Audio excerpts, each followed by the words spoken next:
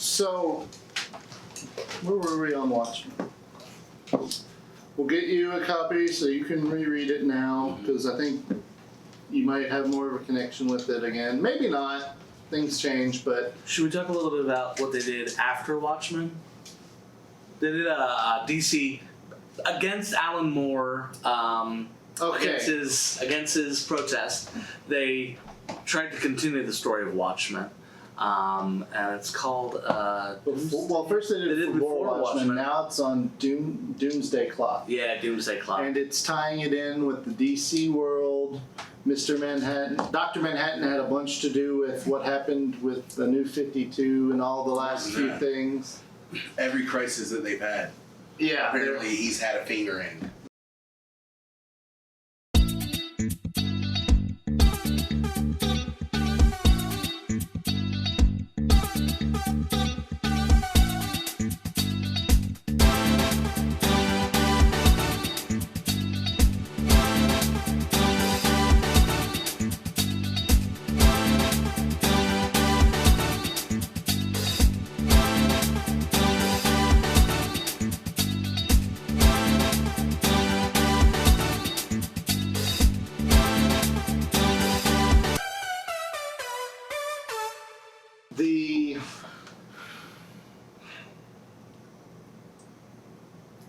What's really funny is the Doomsday Clock. Every issue is getting postponed by like months. Yeah. Like that's actually out of the books when I started cutting back on all my books. That's now the only DC book I currently get. So that'll be done when that one ends. You're the only person I know who's actually picking it up. I haven't read it, but I was picking it up. When does the new Watchmen series come out? This fall? We just looked, we just saw in it's September. I think it's this fall. Yes. I wonder when Doomsday Clock will start coming out again. Oh no, it's. I think it's supposed to come out sooner than that. Like when it's. No, it's not from the show. It's from. I know, but even still. Yeah. What's weird is now like the show and what's happening in the comics are completely apart. Yeah. Like the show is its own thing. But in the comic, though, Ozymandias, who is triumphant after his great success with stopping the world, it's been revealed because of Rorschach's journal at the end of Watchmen that it was all a fraud perpetrated by Ozymandias, and he's got brain cancer. I'm wondering if they're going to revisit that in the new series, if he will have brain cancer or not. Or, because then... They didn't reveal that in the comic, did they? What? The brain cancer. Yeah, no. I don't remember that being revealed at the end of the comic. No. It's not in the end of Watchmen. Oh, that was in Doomsday Clock. Yes. But I do remember question is in the new show, if that's going to be part of the show or not. Will Rorschach's journal have actually revealed that it was a plot by Ozymandias? I'm sure it probably does. Because it even says Vet declared dead becomes an enemy of the state. I wouldn't be surprised if that's what caused that group, the Rorschach group. They're probably the ones who've read it. I wouldn't be surprised. And but then all the world powers that were peaceful because they thought, we got to defend ourselves against aliens because they're to blame. And of course, in the movie, Dr. Manhattan, which is problematic on so many levels. And then the TV show, if it's all revealed, then of course we've gone back to fighting amongst nations and everybody blaming probably America. So that's where Ozymandias is from. I want to touch on Alan Moore a little bit, and it'll also be touching slightly on Damon Lindelof, who was one of the creator. He wasn't even a creator. He was just one of the head writers after like the first half a season of Lost. He was the main writer past that, but he didn't actually create it. No. But he did at the Comic-Con, he was talking about all this, and he was talking about the renegade spirit of Alan Moore in the 80s and how he was. And so he's like, here's for your tagline, headlines for all your websites, but this is all done in good jest because I feel Alan Moore would have said this back in the 80s, but when Alan Moore is going on complaining about us doing a show based on Watchmen, Alan Moore, fuck you. Wasn't that it? So it was pretty much. He cursed him out, but it was done more. It was done in a jesting way. It wasn't a. I don't. Well, here's the problem with Alan Moore. He is just a huge curmudgeon. He is. Yes. Alan Moore is a hermit. If you see what he looks like, I'll find a picture. He looks like he lives. Well, Spider Jerusalem in Transmetropolitan, when he has the beard before he gets everything shaved off by the laser trimmers, that is what Alan Moore looks like. Alan Moore Have you is not a seen wizard. Alan Moore? No. He's Oh, yeah. a wizard. He yeah. He looks like a wizard. Yeah. He is a hermit. He is a wizard. He is an occult deity, Yes. which you cannot retire from. You can't retire from being Alan Moore. Well, you can't, apparently. No, you can't. He will always be Alan Moore. He will always be that. But he's just trying to. And again, every time. How many times has he already retired? He's retired like 3 other times. Damon Lindelof to watch me create Alan Moore. Fuck you. I'm doing it anyway. Yeah. Well, that's the problem when anybody adapts any of his work. Right now, in the Swamp Thing series on DC Now, what's it called? DC streaming. I forget. DC, whatever the DCU, wasn't it? No, DCU? I don't remember. whatever the DC streaming system is. They're using a lot of his run of Swamp Thing to inform the TV show, which sadly is canceled. And then, of course, League of Extraordinary Gentlemen, which was a great comic book, which they made an okay movie. No, it's okay. awful. Okay. It's okay. No, it's awful. It's okay. It's okay. It's okay. It's awful. It's okay. Like, Mr. Hyde looks atrocious. And he looks rubber. Well, look at that. And if you look at that same time period, if you put up Ang Lee's Hulk right next to it, because they came out within a year of each other, They're both terrible. That Hulk Ang looks Lee's so- Hulk looks way better. I'm not saying Ang Lee's Hulk looks great. I'm saying if you compare Mr. Hyde to Ang Lee's Hulk, Mr. Hyde looks god I awful. think if you look at Ang Lee's cinematography, the Hulk matches his cinematography. The Hyde matches the cinematography of League of Extraordinary Gentlemen. Hyde looks awful. Anyway, I mean, I'll rewatch it. Sean Connery. Right? Yeah, his last. I think he did some voice work since, like, in bad animated B movies, and like 6 years ago. It was But not in the B movie. That was Jerry Seinfeld. Anywho, But so I've had a conversation with a couple people about Alan Moore before. I don't know if I think I've had it with you before. I don't know if I've had it with you. Probably not. I don't do you need the know. pulpit Yeah. back? Yes, There, take your pulpit back. but I have an actual question for him when I get to the end of this. But Alan Moore is so against any adaptation of his work or anything of his work being added to. Like, he was obviously very much against Before Watchmen when it came out. He was very much against everything new being done with the Watchmen in whatever format. He was against he was against all of his movies, even like From Hell and V is for Vendetta, which are pretty good. I enjoy both of those movies. Those are adaptations of Moore's work. But the two I just named, well, V is for Vendetta is like the only real original What do you mean? idea he's done out of his big stuff. Swamp Thing was a run on a character that already existed. Yeah. Hang on. From Hell is his own story, but it's based on Jack the Ripper. That's not his. That Lost happened. Girls. Lost Girls is what, Dorothy, Alice, and Wendy.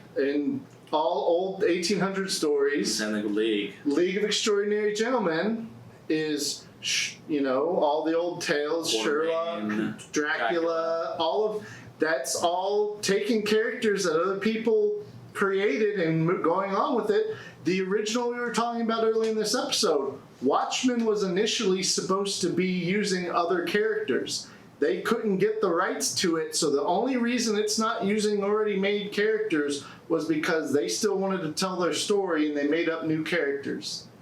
But it's based on characters that already existed. So my question to Alan Moore would be, why are you so upset with people adapting or moving on or doing other things with characters you create when that's what you've built your career around? Wow. That's my legit question. And I love your work, and I'm not trying to be like bashing on it, but the whole concept of complaining about anybody doing anything with your work, half of your work is based on other stuff. I take my hat off to you, sir. Right, for real, Roth. I've never heard anyone ever ask him that, but that is my question.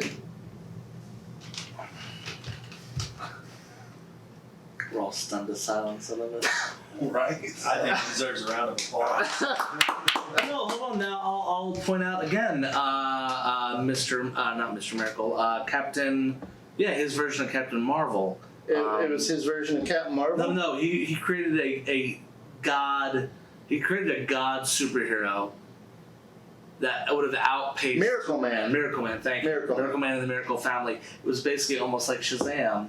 Shit, I was gonna say that was original, but damn it, it's very much like Shazam. And I'm not saying he doesn't do good things with the ideas he got. He does amazing things. And again, he's had a couple works, like V is for Vendetta doesn't seem based on any, like that was based on how he saw politics in Britain.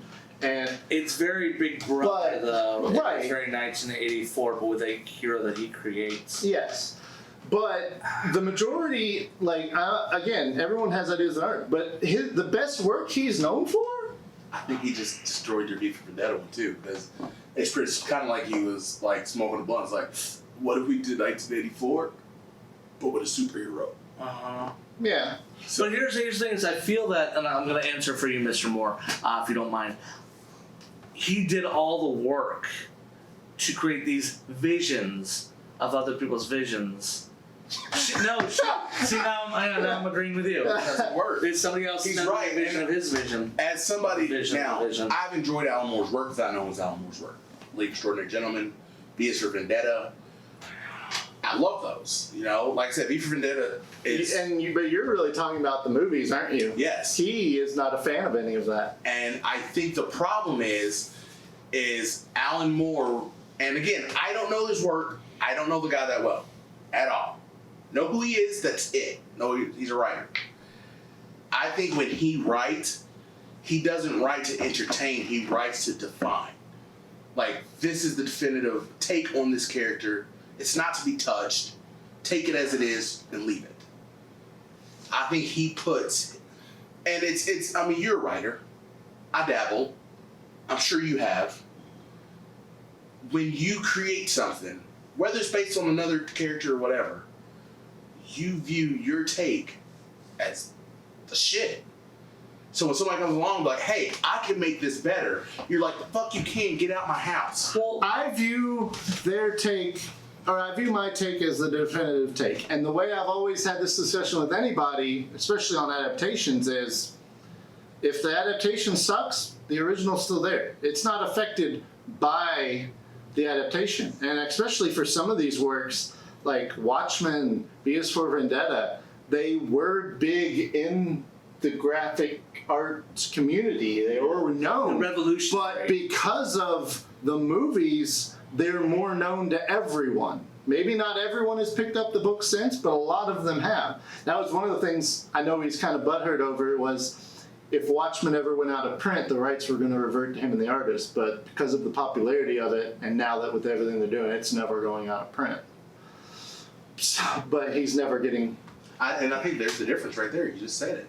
Because with you, I know you as a person. I know you personally. And I know if I took your book and I wrote something, a sequel or a... No, that's what it is. It's fanfic. Exactly. I hate to say that. I really don't. I am so sorry. I need to leave. No, you don't. It's But Alan Moore is fan fiction if you're going That's that what way. I'm going that way. Yeah. I don't like it. I don't like thinking that. But that's not... Why is that a bad thing, though? Because I equate fanfic, and again, to the audience, I equate fanfic with people taking somebody's story and wanting to place their own vision on it, sure, but then there's some that's really, really bad. I guess And again, League of Extraordinary Gentlemen, the movie, is really bad compared to the But the series. series itself is fanfic of people. Oh, Yes, the series is fanfic. But that's not. God. And then Lost Girls is really, really a weird. Adult-oriented Yeah. fanfic See, of perversion Snow White. of- Yeah. I think that's the problem in our community. I think that's a big problem in our community. And I've written fan fiction. I mean, I did online role play for years.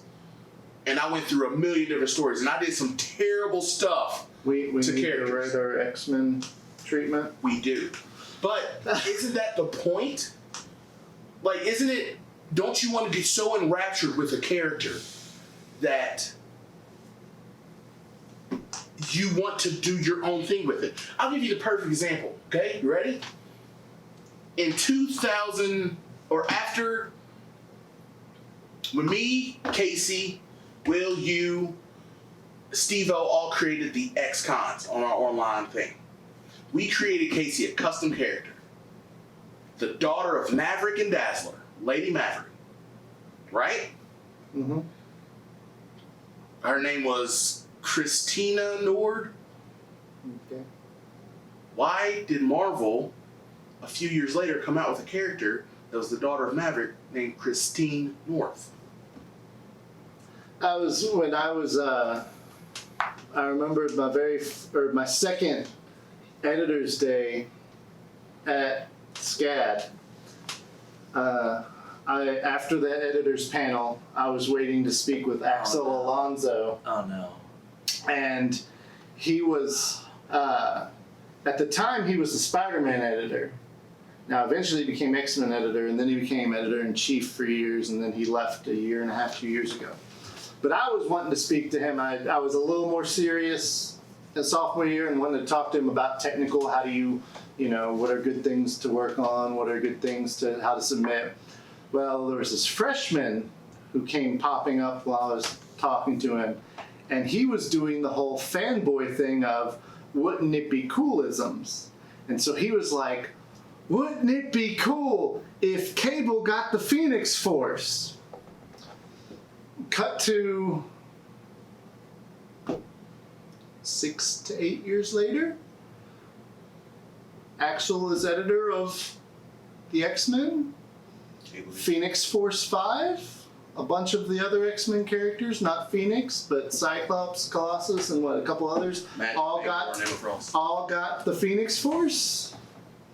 I think that's a little parallel thinking. I'm not saying he, You're not gonna throw down your hat and say, No. I created this and this is why it's in the comic books. No. I'm not gonna go that. That's a totally different road. I think that's sort of interesting. The road I'll go down for that, like the Phoenix Force 5, and that is we're getting to the one thing about comics and all of this we're talking about in general is skill.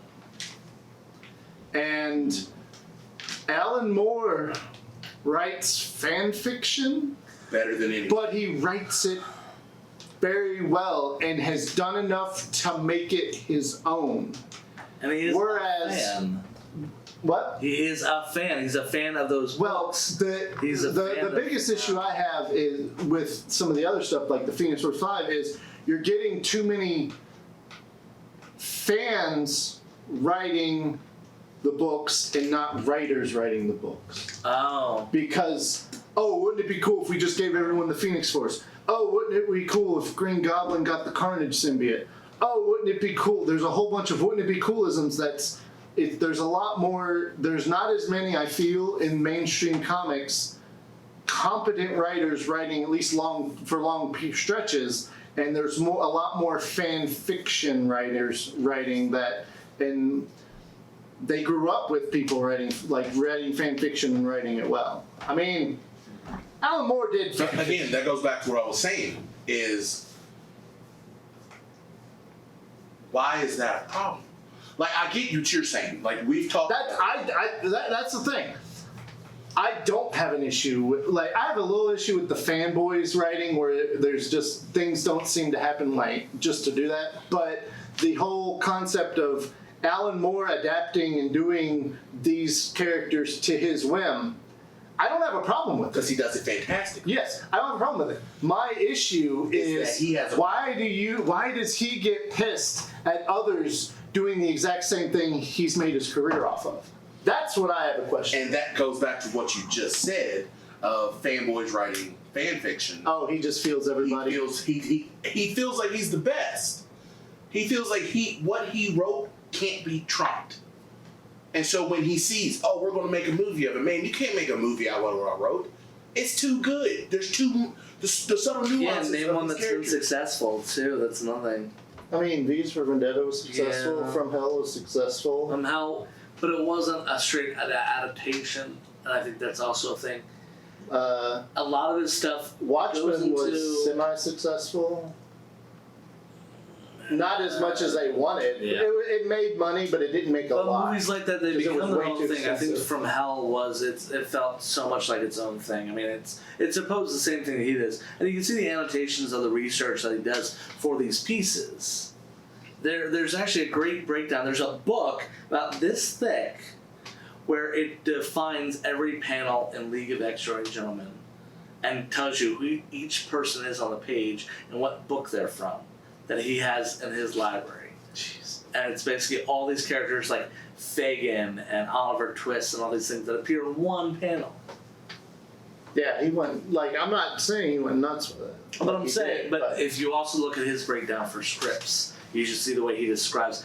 For top 10, he did a lot of that. You can say you need to reference this character looks like this. You have Doctor Strange and another doctor, like Dr. Fate, in a hospital as doctors looking over sheets. They have no lines, but they have to be represented in this one panel of a hospital in top 10.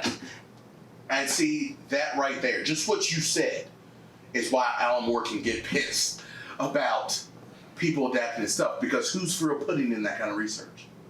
Real talk. I have read a ton of comic books. I'm not nearly in depth as you, but Sorry. no, don't be sorry. So, Well, see, that's the exact thing. You should be sorry. And while I understand what you're saying about Alan Moore, and I agree with you, he's earned it.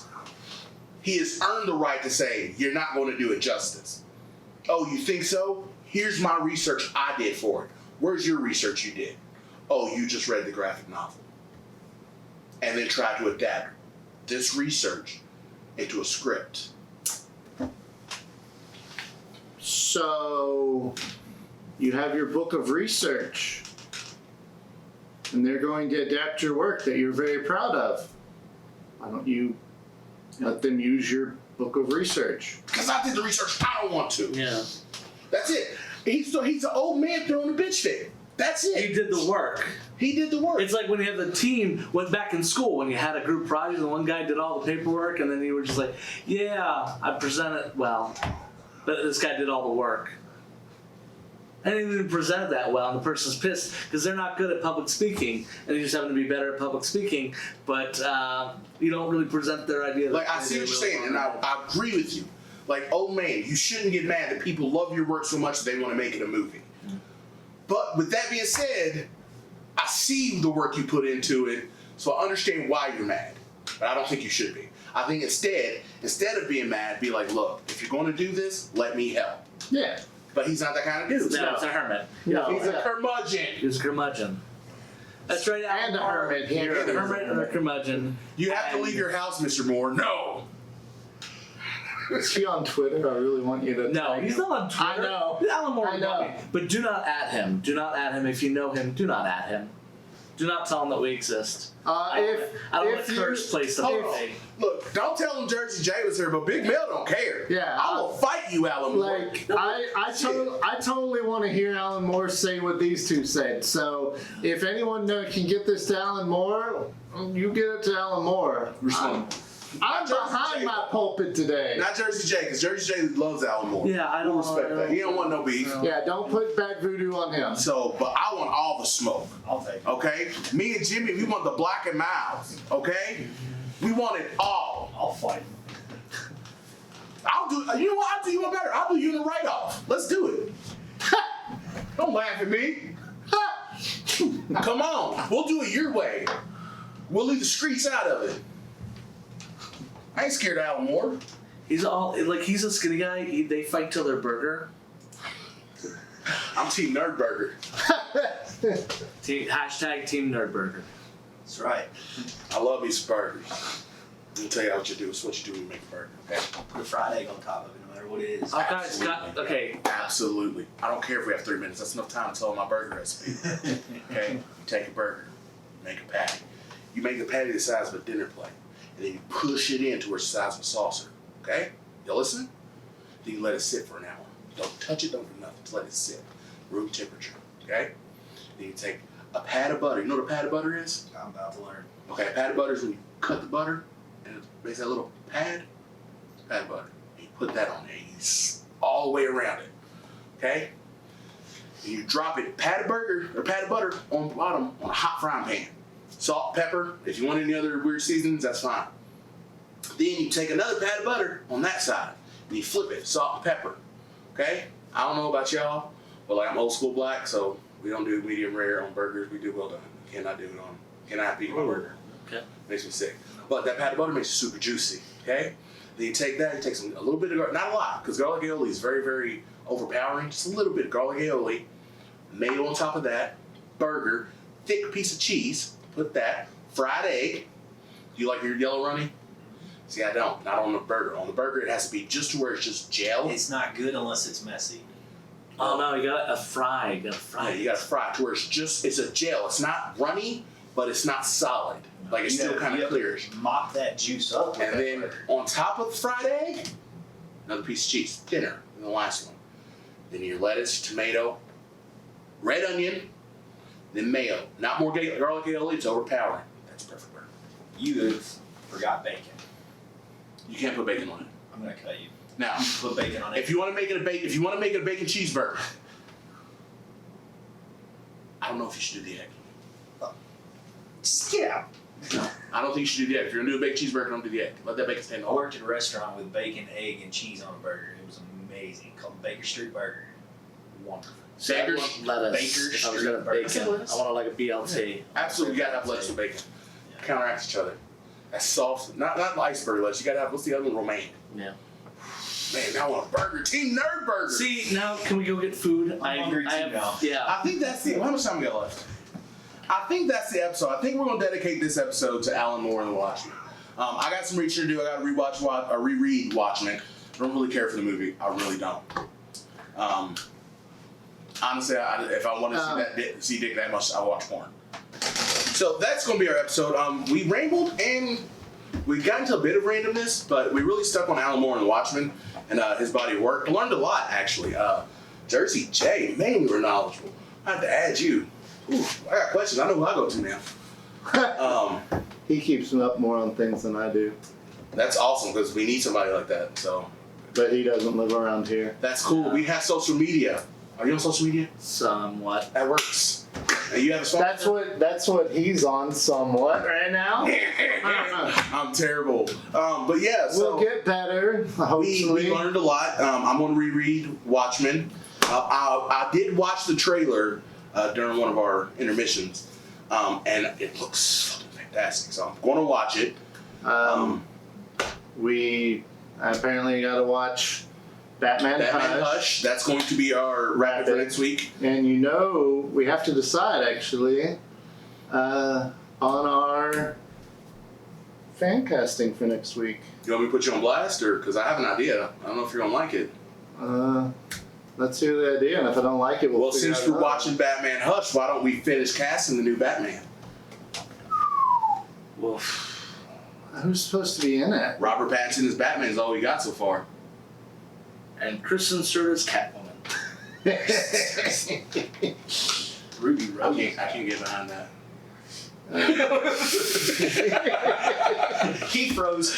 But I think that would be good. Get us a break from Marvel to see if they release anything else and destroy any of our further fan castings. Only mine have been picked so far. Because mine are so good, the Marvel overlooks them. Ooh. They're like, we can't. Because I go for movie actors and he does a lot of TV actors, and they're not at the they haven't been picked to go upgrade yet, basically. Yeah. They should, because Michael Choice is very good. I mean, like, Richard Madden's mainly TV, but he's done a couple movies. He was Cindy's Prince Charming. I know. So. But yeah, so if you want, we can talk about that. If not, we will do our fan casting next week. We'll figure out what we're going to do it on. I did check. We can maybe have a couple vote if we want to have different people's votes on it, but I did check with Dylan. He could show up next week to be our impartial judge. Well, why don't we do 3? We can do 3 votes, and that way, there's no questions. Okay. The math works out. And So- eventually, You all will vote. you all will vote Once we get enough followers that actually pay attention to our stuff. once we get somebody actually doing social media. So if you know anybody who's good at social media, Felicia will totally talk to you more. I wasn't say talk to me. I was gonna say to do it, but yeah, Oh. talk to me about doing our social media. Shoot me a message. You know, at Roth and Romelio on Facebook, and Roth and Romelio on Twitter, and Roth and Romelio on Instagram. And Roth and Romelio on YouTube. Right? No, it's not Roth and Romelio. I mean, they can look it up, but our @ isn't. Our backslash- RRWRR. No, our backslash is like a bunch of random stuff because we don't have enough followers to actually upgrade it. Then hashtag Nerdburger. Hashtag Team Nerdburger. Team Nerd. Ooh, I'm going home and drawing a Nerdburger. Ooh, what should it be? Obviously, Nerdburger has to be a burger. Obviously. Or do I want to make nerd like bacon strips and then burger? I don't know. You're the artist, man. Come on, make a Nerdburger. Pass. I'm gonna have to make a Nerdburger right now. Yes. That's cool. When are we debuting our new R&R? You need to get it to me. Ooh, I got an idea for you. And You show it top down on a burger, and you basically have. I gotta finish my drawing of you Like, for our Yeah. episode. I you- started it today. Did you? Yeah. Yeah, because Jimmy's part of the crew now. We're growing. I'm gonna have to put an image of him and once a year, twice a year. And hopefully we get big enough. Yeah, because I got Origins Gen Con come up for. So. Oh yeah, tell us a little bit more about your podcast and what you're doing. Yeah, my group, Kellafish Productions, we're doing LARPs at Gen Con. We're also going to be at Dragon Con running LARPs. That's live the action important role playing one because games. this will probably be put up right in the middle of Gen Con, Yeah. so it'll be too late for people to find you. But you can find me But on Dragon Con. Facebook, Kettle of Fish Productions, Kettle of Fish Productions. We'll definitely put a link into the description down below. And then my friends, I used to do a podcast called Sequel Cast, all about sequels. I'm also part of an improv group called Odd Lot down in Savannah, and we just do something called That's Odd. It's a YouTube channel where our members are given mystery items that were ordered off of Amazon, and they have to figure out what the hell they are. Oh god. It's a, Sounds weird, fun. it's a weird unboxing. It's very, very weird. Yeah, so we're doing a lot over here at Team Nerdburger R&R, whatever we are right now. We're expanding. That's the weird thing, is while our viewership's not expanding, It's going down. our cast is expanding. Jimmy was always in the comments, and he's one of my best friends for how long now? 15 years? 16 years. So, you know, when he's like, Mel, I would love to help you guys, and he's a bit... Do you guys have do you have anything little cards or anything? No, not I could've yet. taken them We don't to even Gen Con, take notes. When do you leave? Did he give you a copy? No, but No. What? Do you have? look under Mr. Echo. Watchmen. I'm the Sandman. Ha! I'm taking that. There's Watchmen right there. That's where I was like, I can't remember what it was, and I was looking over, I'm like, huh. Yeah. You should do a tracking shot where he goes from you guys and just zooms in on Watchmen. Go do it. Go do it real quick. But yeah, thank you so much, man. It was. What's wrong, man? I had a blast. I think this is probably my second favorite episode now. I learned a lot. Which one was your Yeah, first? who beat me? The fan casting. Was the first one or the one I had a lot of fun. That's fun to do. Like All those You things. told me you've said every time I post, he's like, that's my favorite episode. What was the last, because we haven't posted, the last one you posted was the rabbit. no, but what was the last full episode? Oh God. When I jumped in, That was when he jumped in, that was when what were we talking about? Batmobiles was the Rapid. Then it would be the MCU movies for Facebook. Oh yeah, That was DC Love, wasn't it? No. Oh yeah, it was Yeah, DC, DC Love was the episode I jumped in. You really liked Yeah. the DC one. That one was easy to cut because we filmed like 35 minutes of love for DC and 400 minutes of Marvel. 25 minutes of that, or 25% of that was Marvel. I actually have a Marvel counter in it for the amount Which of times was Marvel wrong. got brought up. Love that Marvel counter should have been way higher. Yeah, well, like I did it for each time it first got brought up, and then we would talk about it. But At one point in time, he said Marvel 13 times in one sentence. if I count, like I wasn't doing it every single time the word Marvel was said. Right, yeah, that But- would have been too high. But it was funny. The Maybe you first, should have known. It would have been a big number, like Yeah. double digits. Marvel. So just have the fans do it. Make the fans do it. So, yeah, that is our Ramblings and Randomness number, a lot, 14. 14. That'll actually be aired, yeah. Yeah, that'll 'cause we actually- have the missing episode that I'll post pieces from eventually. Yeah. The fan episode. Well, it's not actually a literal fan, like an oscillating fan. Yeah, Well, I it's was not making up too it's, much noise. Yeah. Like at the end, yeah, that was Sure. That was Yeah, it's, background noise. yeah, and it's gonna be what that episode. Whenever the missing episode will get put up right before we start our new little weekly feature, because that kicks off our weekly feature of doing a focus on some of our favorite lesser known characters. Is what we're gonna start doing a weekly Cool. feature on little known Marvel. Has it DC. covered Pip yet? I love Pip. Not, we haven't covered him yet. One on one. He introduced me to Pip fresh out of high school. He's like, have you ever heard of Pip Patrol? I'm like, there's not a Marvel character named Pip Patrol. I'm like, first off, there's no way there's a comic character named Pip Patrol. He's like, yeah. He's a troll. He's short, he wears a loincloth, smokes a cigar. I'm like, you are making this up. I did not believe him. And so he ran inside and grabbed a book.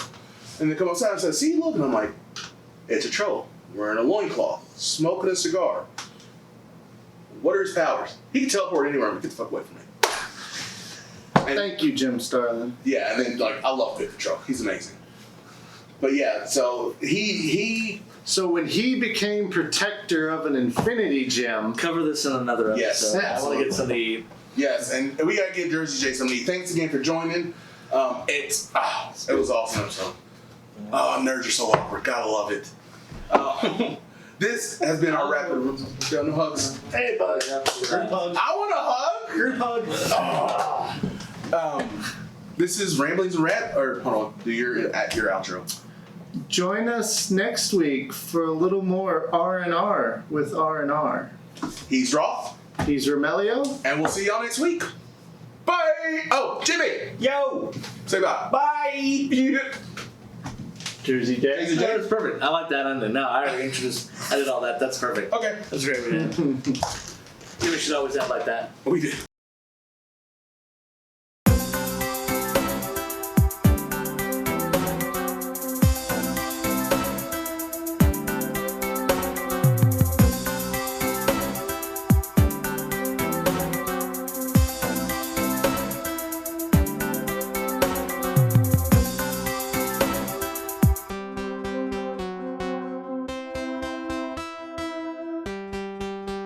And the comments. Yeah, I like our show. I was so upset about not coming today, and I was just like, and when I had to leave to take Teresa home, pick Zeke and his friend up, I had to pick Teresa and her kids, take them to my mom's, pick up Zeke and his friend, take Teresa and them to the other side of PRP home, drop them off, then go to Kroger to get supper, and then get back quickly because my wife had a migraine.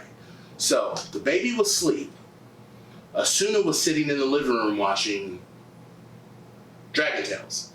So Angie jumped in the shower to calm her head. And as I pull in, she's just getting out of the shower. Nick and his cousin David, who Teresa's son stayed, were watching Asuna. And Angie got up, my head was a lot better. She's like, so if you want to go, you can go. And I'm like, well, let's have supper. I'm like, if Wendy gets home in time, I'll go. And as we're having supper, Wendy pulls up. I'm like, totally going. Totally going. I'm glad you can make it, man. I am too. Like, I was really looking forward to seeing you again and filming with you. And I was like, aww. But I got here, and we still had fun. But I won't be sitting here then. Why do you need to be sitting there? The track over there. No, don't. And you just use the cut. When you start looking over and start smiling, you just cut to Sitting Watchmen. And then cut back to you, like, laughing. And I was like, what is it? Just get that as an ending shot. Yeah.